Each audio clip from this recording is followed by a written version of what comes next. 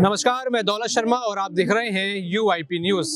आज फिर हम जंतर मंतर आ चुके हैं क्योंकि अब यहाँ पर बजट का जो दूसरा सत्र है वो शुरू हो चुका है और इस समय लगातार जो खबरें आ रही हैं कि अब EPS 95 का कुछ होगा, उसमें बढ़ोतरी होगी, यानी जो लाखों करोड़ों बुजुर्ग हैं उनको अब यहाँ पर कुछ सुकून मिलने वाला है। लेकिन ये कितना सच कितना झूठ है, इसका पर्दाफाश आज हम करेंगे कि आखिर बजट में होता क्या है, उनको मिलता क्या है और क्या मात्र ये बजट ही है क्या जो EPS को बढ़ा सकती है या फिर इसके लिए अलग से कोई स्कीम निकल सकती है, क्योंकि अब तक जो नहीं सोचा क्या वो अब ये जो सरकार है वो सोचने वाली है। सर, आपको बहुत बहुत स्वागत है। अब ये बजट की बात चल रही है, अब लगातार खबरें आ गई हैं कि इसमें खुशखबरी मिलेगी। खुशखबरी, ये खुशखबरी का सच झूठ है क्या? देखिए, बजट जो है वो पूरी तरीके से, जो बजट के दो हिस्से होते हैं, एक पहला सत्र होता है, एक दूसरा सत्र होता है।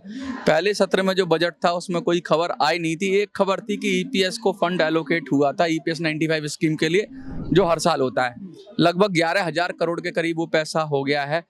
अब इस पे चर्चा होगी बजट सत्र पे और बहुत सारी चीज़ें होंगी, क्योंकि ये मनी बिल होता है तो इसके लिए अब कोई अपोज तो कर नहीं सकता। तो जो भी बजट है वो अब पारित हो जाएगा। बाकी और भी बहुत सारे मुद्दे हैं जिन पर इस सत्र में चर्चा होने वाली है, लेकिन बजट वाला जो मुद्दा है वो अभी डाउन हो गया है। लेकिन अभी इस सत्र में क्या कर सकते हैं? इस सत्र में लगातार बहुत सारी पार्टियां पेंशन के लिए आवाज उठाती रही हैं, लेकिन वो पार्टियों के छोटे लीडर उठाते रहे हैं। हम तो ये कहते हैं कि हम तो अपील करेंगे आपके चैनल के माध्यम से, अन्य चैनलों के माध्यम से, कि राहुल गांधी जी, श्री अखिलेश यादव जी बड़े नेता हैं, ये EPS 95 की आवाज को पुरजोर तरीके से सदन में उठाएं और सरकार को घेरें। अगर ये सरकार को नहीं घेर पाते हैं तो फिर बहुत मुश्किल है कि इस सत्र के अंदर कुछ अच्छी खबर मिले क्योंकि सरकार अभी कोई अच्छी खबर देने के मूड में है नहीं। सरकार के पास मैंने पिछले एक वीडियो में, आपके ही वीडियो में शायद मैंने बताया था कि किस तरीके से फंड की कमी तो है नहीं। EPFO के पास 25 लाख करोड़ के करीब दोनों फंड मिला के है, वो EPS 95 का और जो प्रोविडेंट फंड है उसका, इतना इन्वेस्टेड है और हर साल आ रहा है। 7 करोड़ से ज़्यादा लोग वो कर रहे हैं, उसके अंदर कंट्रीब्यूट कर रहे हैं। तो अगर दिल्ली में BJP सरकार महिलाओं के लिए 5,000 करोड़ रुपए, दिल्ली कितना बड़ा राज्य है मुझे बताइए।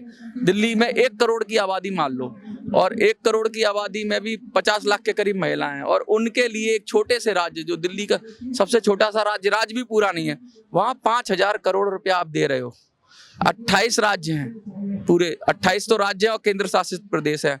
तो अगर पूरे देश में लगा लो, अगर 30 भी एवरेज लगा लो, तो 5,000 करोड़ इंटू 30 आप मल्टीप्लाई करो, कितना हो जाएगा? 1.5 लाख करोड़ हो गया। अगर हर राज्य में वेलफेयर के लिए इस तरह की स्कीमें निकाली जाए, 5,000 करोड़ दिया जाए, तो 1.5 लाख करोड़ रुपया हो गया। और आप EPS को कितना दे रहे हो?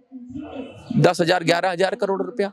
तो 1.5 लाख करोड़ रुपया, मतलब 10 गुना पैसा तो वैसे ही लग रहा है कि अगर आपकी विल हो, जहां विल है, जहां कहना देने की इच्छा है, वहीं पे आपको रास्ता मिलेगा।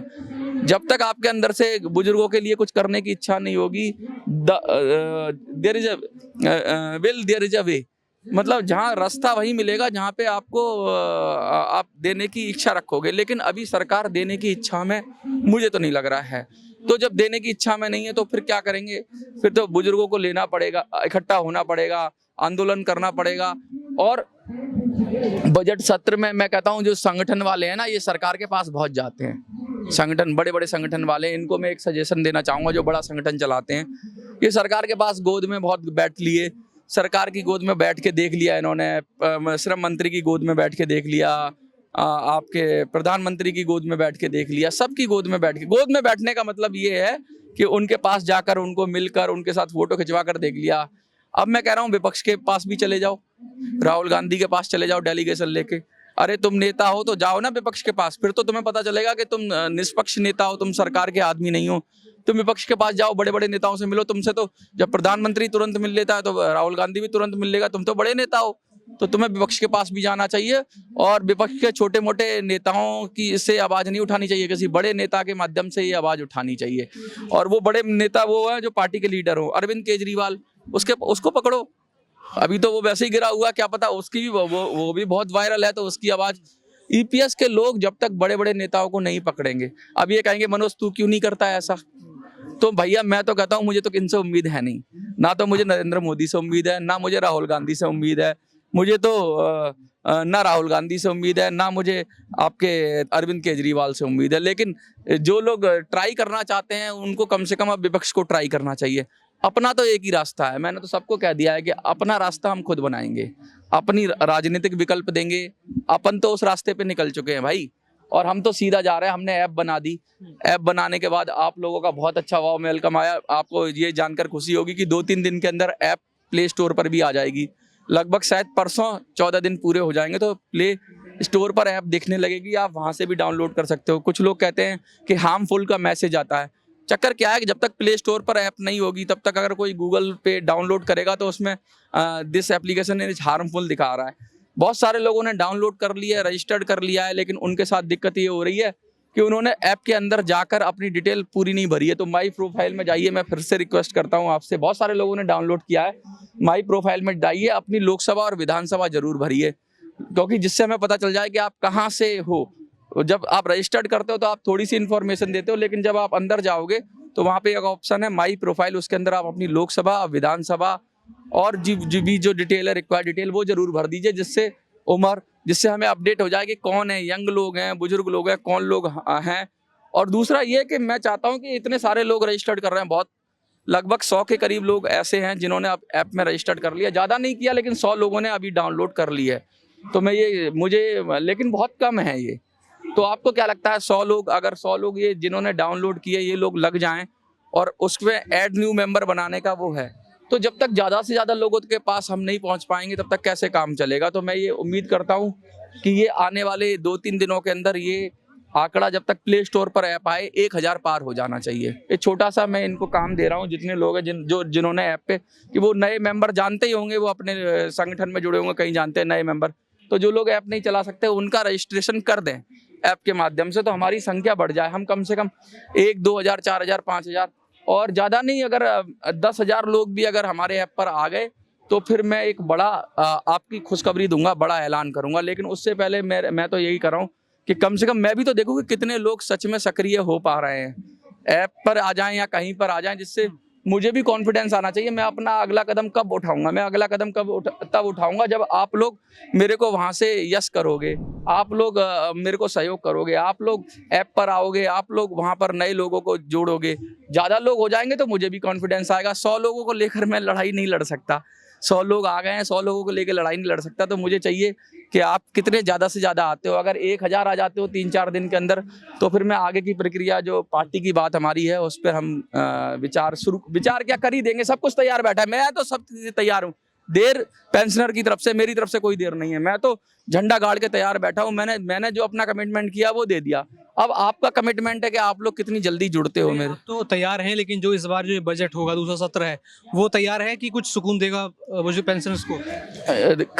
गलत तो नहीं बोलना चाहिए, मुझे तो कुछ नहीं लगता कि इसमें कोई सुकून आएगा पेंशनर को। लेकिन क्या करूं, जब नहीं आ रहा तभी तो हम कौन जो सुकून वाली बात फैलाते रहते हैं, वो फैला मिलेगा, ये मिलेगा, वो मिलेगा, मिलता कुछ नहीं, वो फैलाते रहते हैं। क्या कर, पेंशनर भी क्या अच्छी खबर सुनना चाहता है।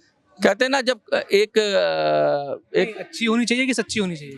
सच्ची से मतलब नहीं है, वो कह रहे हैं कि भाई दिल बहलाने के लिए गालिब ख्याल अच्छा है। तो ख्यालों की दुनिया में कुछ लोग हैं और उन ख्यालों को बेचा जा रहा है, ख्वाबों को बेचा जा रहा है, लेकिन ख्वाबों से हर हकीकत परे है ये दुनिया। तो मैं ये कहना चाहता हूँ कि ये दुनिया बिल्कुल अलग है, इसमें ख्वाब नहीं चलते, इसमें हकीकत चलती है। और जो हकीकत को अपनाएंगे वो मेरे साथ आ जाएंगे, और ख्वाब की तो कोई सीमा नहीं है, फिर उसमें कोई वो नहीं है। अभी भी मुझे लगता है पेंशन का आंदोलन सिर्फ ख्वाबों में ही चल रहा है, कहीं कोई इन नेताओं ने कॉन्क्रीट प्रयास नहीं किया है, और ये डर भी रहे हैं कि कहीं ख्वाब ना तोड़ दें। मैं ये ख्वाब को तोड़ने की कोशिश कर रहा हूँ, जिससे सच्चाई के धरातल पर आएंगे तो कुछ हमें आगे को रास्ता मिलेगा। बस इतना ही कहना चाहता हूँ मैं, और सब लोगों से अपील करना चाहता हूँ कि नए मेंबर बनाओ भाइयों, 1000 कम से कम पूरा करो, 100 से काम नहीं चलेगा। 1000 लोग, अगर आपने 1000 पूरा कर दिया तो मैं आपको एक खुशखबरी दूंगा। मैं वादा करता हूं कि मैं कुछ आपको पॉजिटिव न्यूज़ दूंगा। अब पेंशन से रिलेटेड ना हो, लेकिन हम क्या करने वाले हैं उससे रिलेटेड एक खुशखबरी दूंगा।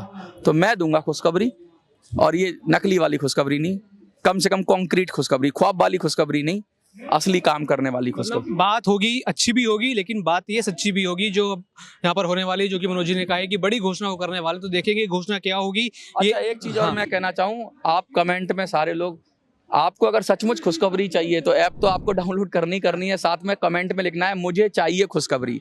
ये लिख दोगे तो हमें पता लग जाएगा कि सचमुच आप सचमुच हमारे साथ जुड़ना चाहते हैं और संघर्ष करना चाहते हैं।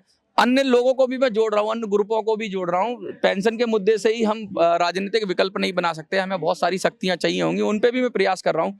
लेकिन मेरे दिल में, हृदय में जो सबसे बड़ा आदर है ना, हमने पहले ही कहा हम अपने बुजुर्गों को सबसे पहले रोटी देते हैं, तो सबसे पहला कोई काम मैं करूंगा ना तो पेंशन का करूंगा। मैं कितना कहीं अगर मैं शक्तिशाली हुआ, ताकतवर हुआ, तो मेरे जहन में सबसे पहले आपको आपका हक और अधिकार दिलाने की बात है। कोई दूसरी बात होगी वो दूसरे नंबर पे होगी, पहले नंबर पे पेंशनर है मेरे लिए, वही प्रायोरिटी है। बिल्कुल यही प्रायोरिटी है कि पेंशनर्स को सुकून मिले, अच्छी और सच्ची खबर मिले और कुछ उनका काम हो।